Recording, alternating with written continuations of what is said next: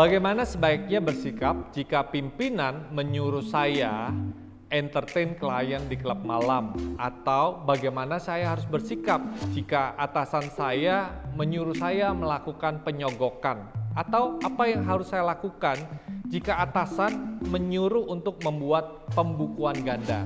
Nah, ini pertanyaan yang bagus, luar biasa banget gitu ya. Karena mungkin kita bekerja dan atasan kita bukanlah orang-orang yang takut akan Tuhan. Bukanlah orang-orang yang ingin melakukan kebenaran firman Tuhan di dalam kehidupan mereka. Sehingga ketika mereka memimpin perusahaan, mereka ingin melakukan strategi yang di luar dengan kebenaran firman Tuhan.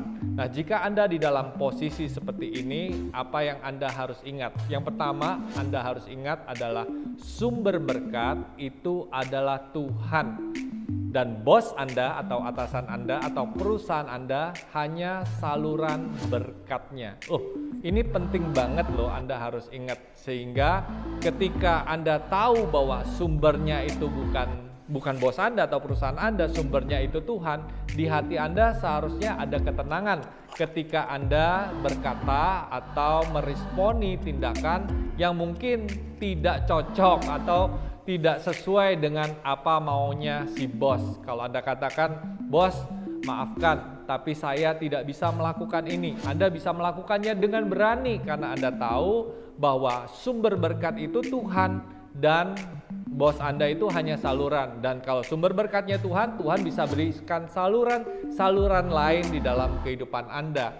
Sehingga ketika Anda berkata, maaf bos, tapi saya sebagai orang Kristen, saya ingin menjalankan kebenaran firman Tuhan, saya tidak bisa melakukan ini. Dan ketika Anda jujur, Anda tampil apa adanya, ini muncul karena Anda tahu, Anda mengerti bahwa Tuhan akan membuka jalan di dalam kehidupan Anda ketika Anda ingin melakukan kehendak-Nya.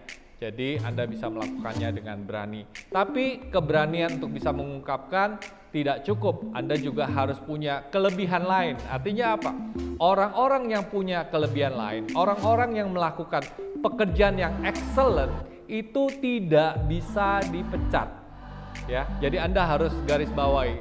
Benar, Anda harus percaya kebenaran firman Tuhan, tapi juga Anda harus punya kelebihan lain. Sehingga ketika Anda tidak bisa melakukan tugas yang mungkin tadi bos Anda suruh tidak sesuai dengan kebenaran firman Tuhan, bos Anda tidak bisa memecat Anda karena dia memerlukan Anda.